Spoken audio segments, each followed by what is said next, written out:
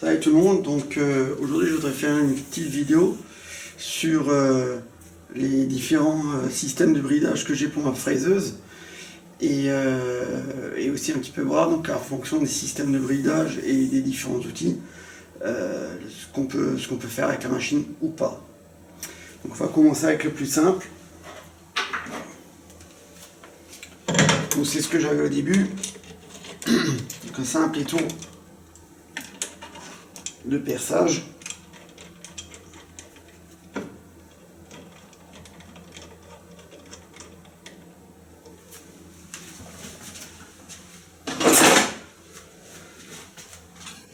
Je vais les approcher un petit peu. Voilà. Donc pour l'éclairage, comme je n'ai pas d'appareil spécifique de micromètre qu'on peut mettre dedans, donc tout simplement je prends l'équerre, je mets le contre.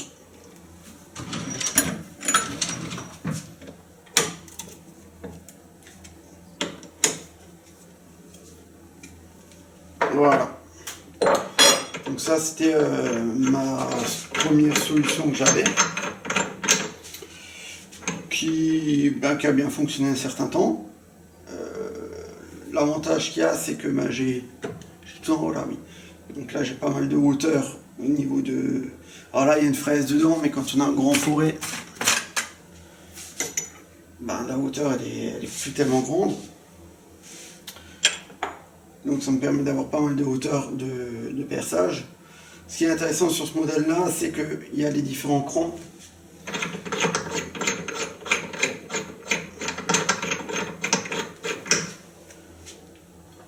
Donc il y a la petite gorge qui est en haut là, qui permet de...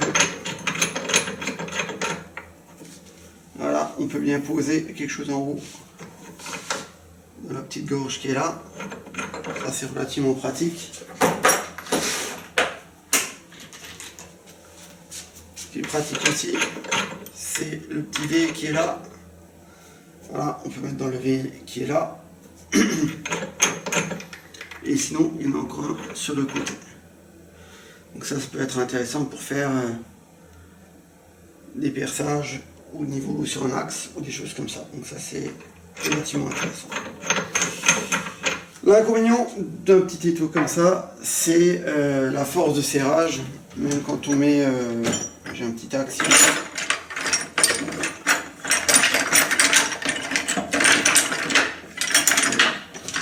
Petit axe que je mets dans la poignée pour serrer plus fort.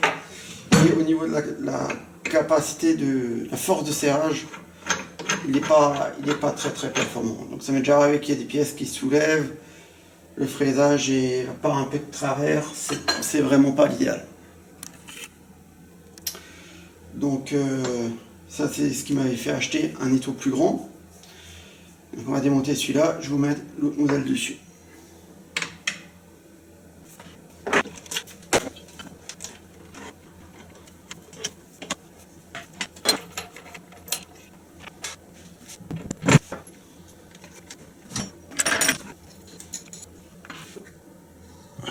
Donc voilà, donc là, l'étau de chez Vevor, qui est le taille, je sais plus, je vais le mesurer.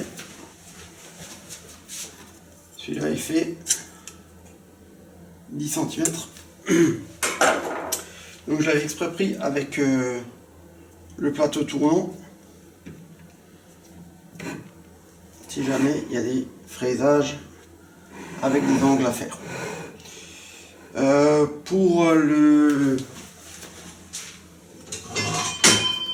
Pour l'éclairage, pareil, comme j'ai pas d'outil de mesure spécifique,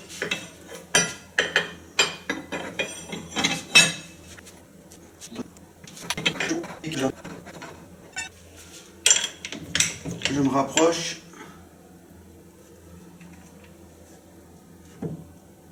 Voilà. Et je fais un éclairage comme ça. Alors c'est sûr que c'est pas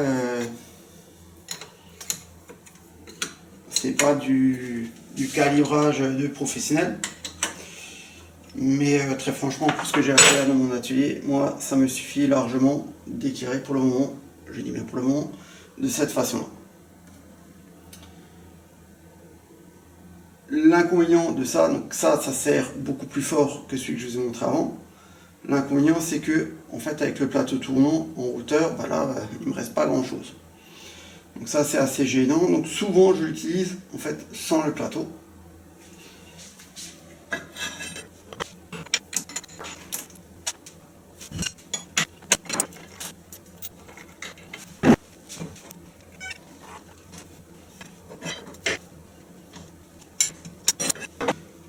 Donc voilà, le plus souvent, je l'utilise de cette façon-là. Alors l'inconvénient, c'est qu'il faut vraiment tourner énormément pour l'ouvrir et le fermer.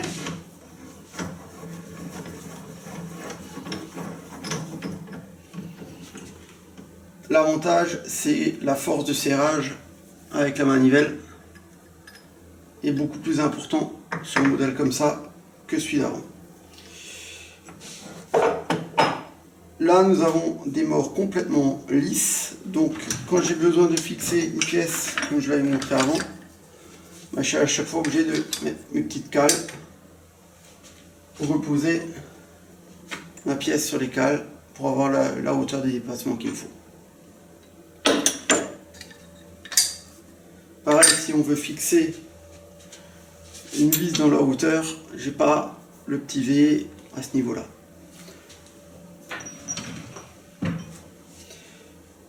Voilà, il me semble qu'on peut inverser les bords pour mettre une grosse plaque dessus, mais j'ai jamais essayé. On va essayer de voir si on peut mettre les morts de ce côté et utiliser en fait l'arête qui est là et là pour serrer quelque chose.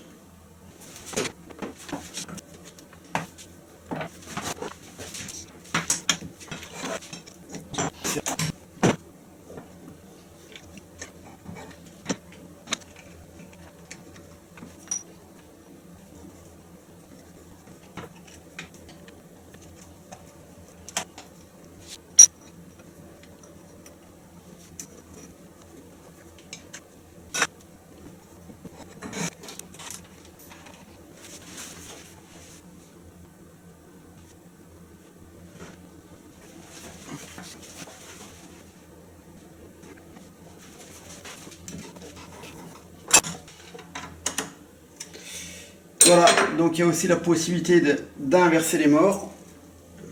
J'ai pris un bout de bois parce que j'avais pas juste de plaque de la dimension qu'il me fallait. Et donc on peut fixer la pièce avec les morts inversés par au-dessus. Qui est aussi une possibilité de fixation. Alors pour le jeu que j'ai à ce niveau-là, je verrai ça plus tard. Je vous le mettrai soit à la fin de la vidéo, soit dans une prochaine vidéo. On verra.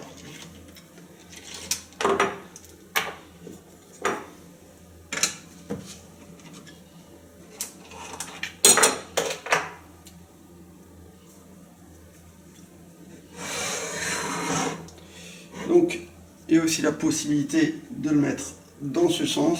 Par contre, là, je suis vraiment limite pour le fixer.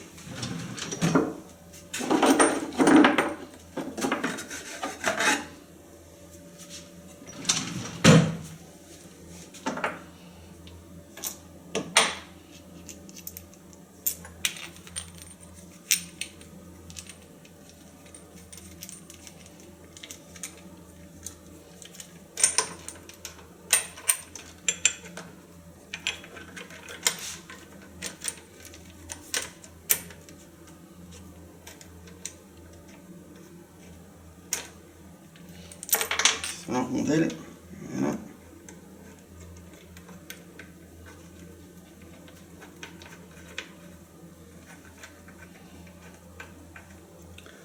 Donc je mets ces petites cales que j'ai avec un trou oblong d'un côté, un filetage de l'autre.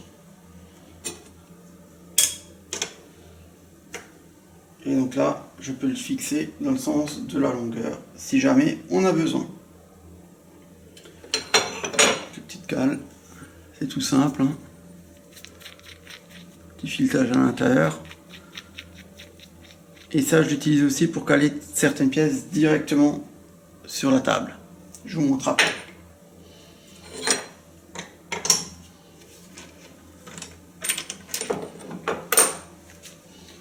Donc, comme dit, ça, le jeu là, on verra ça tout à l'heure. Alors certaines pièces, comme je disais à l'instant,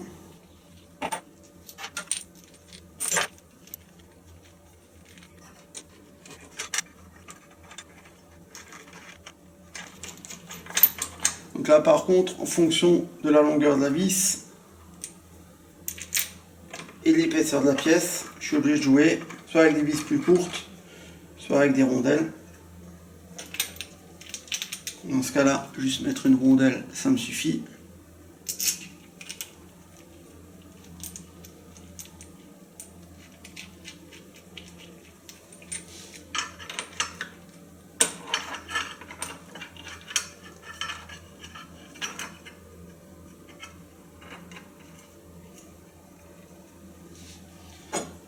Voilà.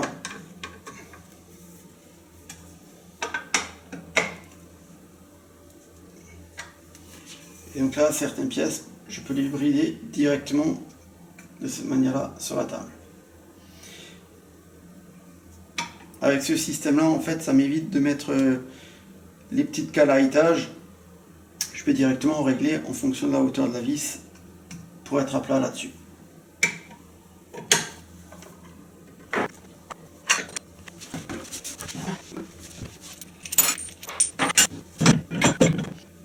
Donc là, on a la table inclinable qui passe tout juste sur cette machine-là. Le problème, c'est, il y a deux problèmes avec ça. C'est qu'on s'est incliné au maximum à 45 degrés. Ça dépasse sous la surface de référence en fait de la table. Donc il faut la surélever pour arriver aux 45 degrés. C'est pour ça que j'ai cette plaque qui a été spécialement coupée pour cet outil. Et donc ça me permet déjà de compenser cette partie qui dépasse. Mais ça me permet surtout, par rapport à ma table, à ma fraiseuse qui est toute petite, que normalement je devrais fixer ça à cet endroit-là au maximum. Et donc là je suis très près de la fraise. Donc pour gagner en place, je peux reculer la table.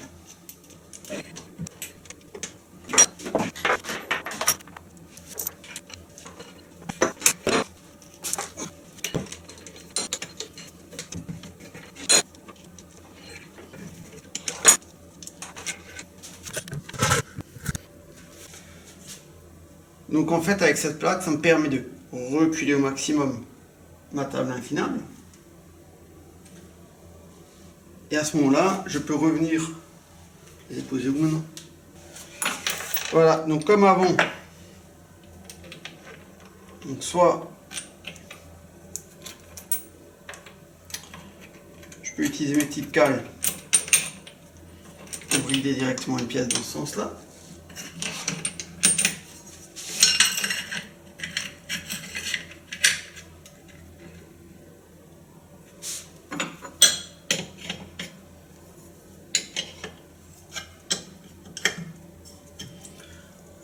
Voilà, donc soit on la bride avec ça directement.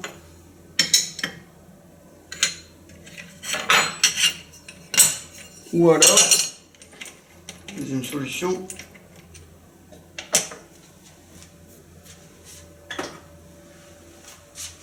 je peux mettre le petit étau là-dessus.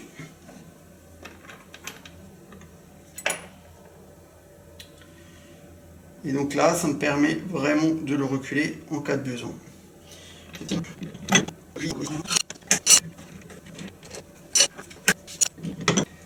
Voilà, et là, j'arrive à le mettre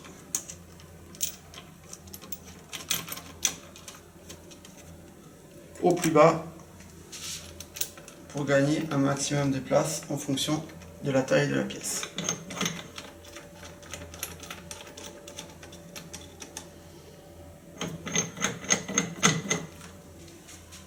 Voilà, et donc, un peu le zoom.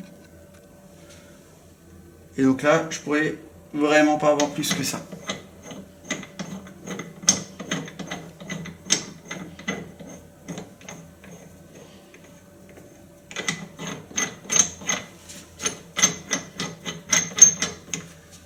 Donc ce qui est des réglages pour ça.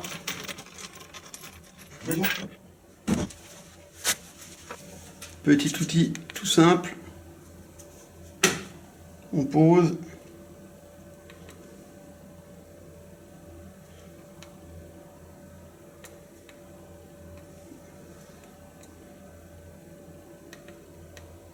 On met à 0. Pourquoi il ne va pas se mettre à 0?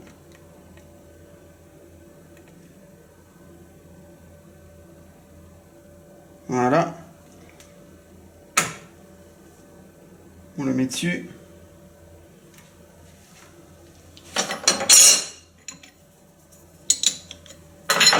Et c'est là. On relie deux vis.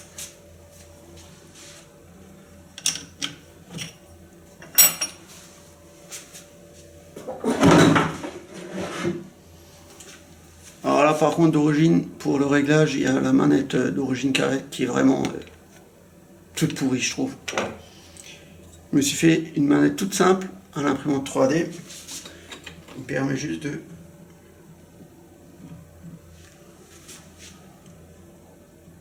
tourner avec délicatesse.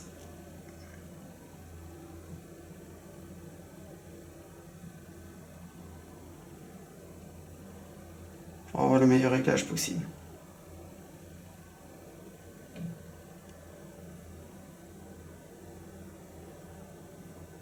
Voilà.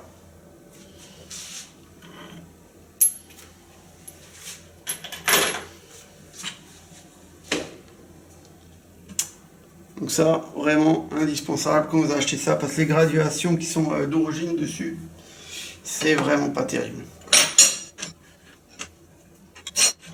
Ah, moi, je peux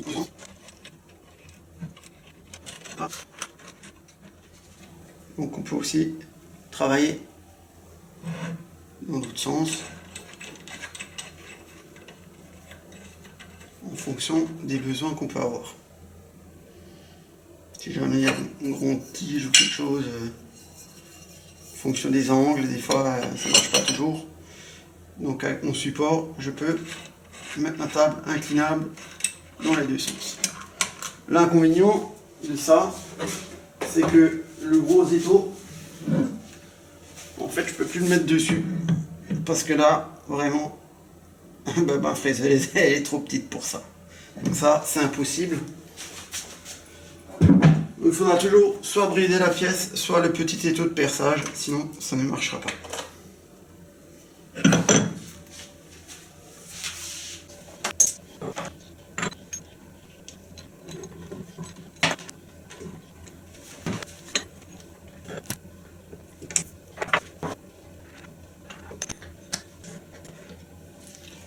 Donc l'étau double mort, donc ce qu'il y a, c'est un étau, il n'a pas besoin de beaucoup d'ouverture sur le mort mobile. En fait, comme on va systématiquement, on ne voit pas bien là.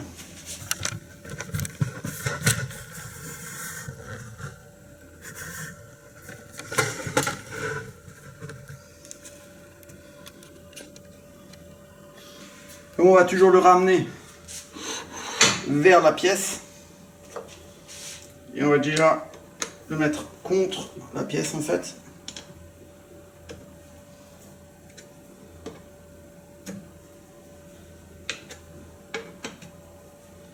Voilà.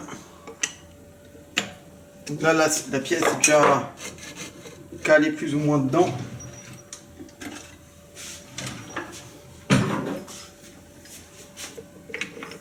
L'amplitude de serrage reste vraiment minime sur l'ouverture des morts. L'étau double mort donne vraiment une amplitude de travail et un serrage vraiment optimum par rapport aux grandes pièces, surtout quand on a une petite machine comme ça.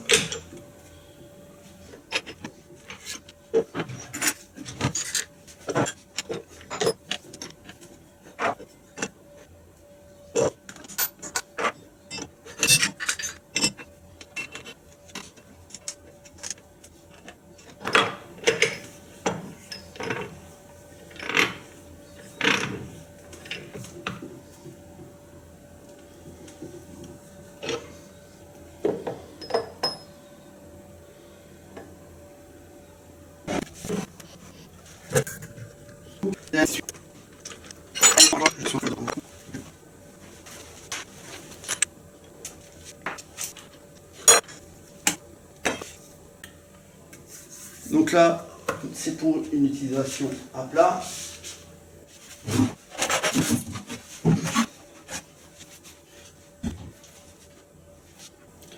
Donc là, toujours,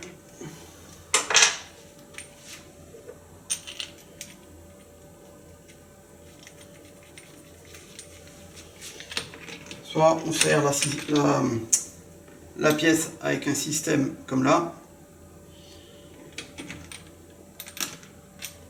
soit je peux mettre le membrane 4 morts dessus.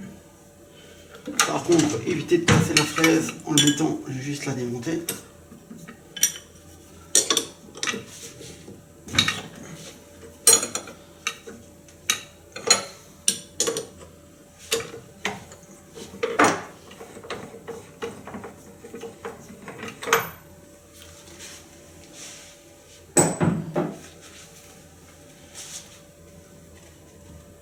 Alors, le mandrin 4 morts, donc c'est 4 morts indépendants qui sont fixés sur une plaque où je peux mettre soit le 4 morts, soit le 3 morts. Et le centrage est fait avec une pièce en imprimante 3D qui rentre exactement dans le trou du milieu. Et j'ai juste à le poser dessus.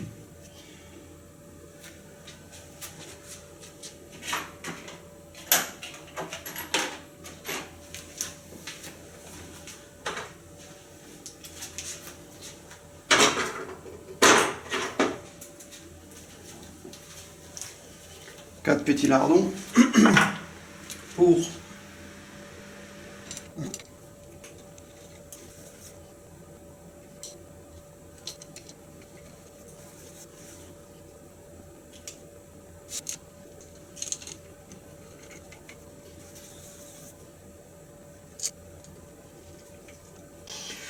voilà, donc alors le système est très bien. L'inconvénient de ce montage là, c'est que avec ma machine, c'est fait pour faire des petites pièces. Autre chose, d'origine, et la petite clé qui est livrée avec. Seulement là, c'est assez gênant pour faire les réglages. Donc j'utilise ça en règle générale pour faire le serrage final. Et pour faire le réglage, j'ai un tournevis que j'ai adapté. Et ça me permet déjà d'être beaucoup plus rapide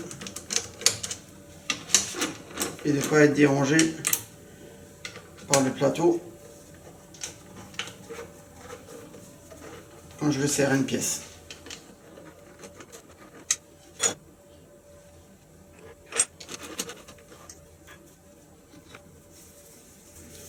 Alors le gros étau bleu et le plateau tournant ainsi que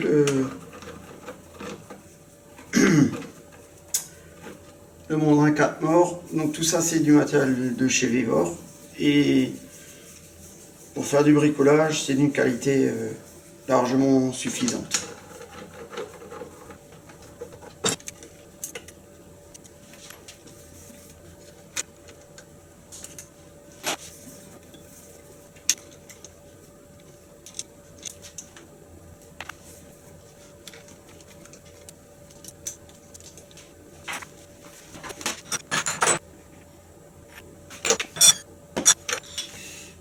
Après, ça arrive souvent qu'on ait besoin de faire un arrondi sur une pièce comme ça et qu'il faut la brider au milieu. Pour faire des manivelles ou des petits trucs comme ça. On n'a pas besoin d'une précision vraiment très importante, c'est plutôt créer une pièce un peu esthétique, bien arrondie, quoi. Donc, je présente ma petite technique pour ça. En dessous, rondelle avec un filetage.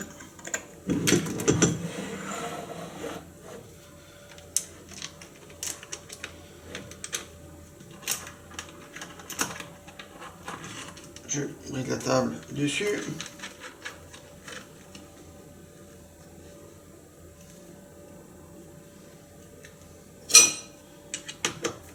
Voilà, on la refixe. Et là, tige filetée avec un petit trou au milieu et une petite pièce en plastique.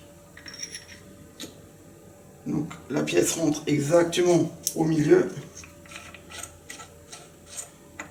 Voilà, donc là, ça a pris sur ma rondelle au fond. Petit écrou de serrage.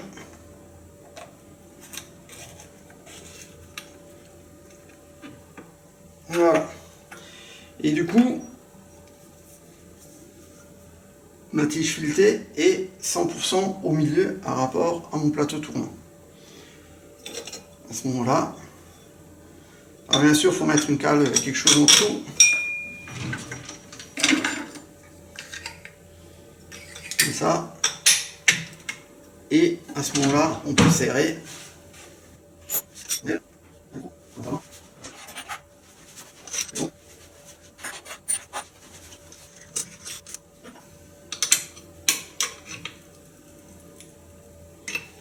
Voilà, et donc là, ça me permet de faire un arrondi sur ma pièce. La chose importante maintenant, en fait, c'est de trouver le centre.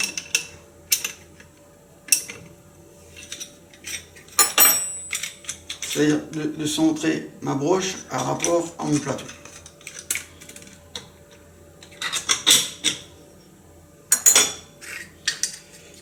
Donc tout ça, c'est des petites pièces faites en impression 3D. Si jamais ça vous intéresse, vous me le dites, je peux partager les fichiers, c'est pas un problème.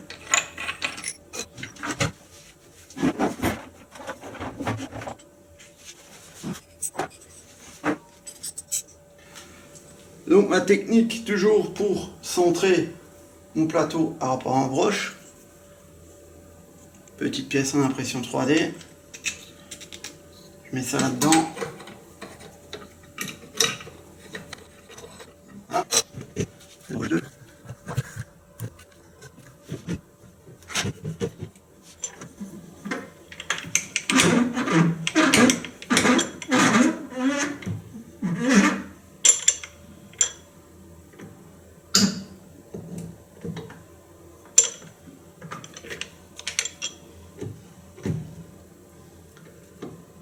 Voilà.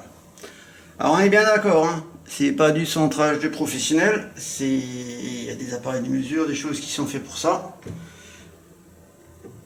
Mais déjà pour placer à peu près le plateau tournant, c'est une solution qui est très rapide. Après on peut toujours affiner avec un micromètre. Pour le moment, pour ce que j'avais à faire, cette solution m'a largement suffi jusqu'à présent.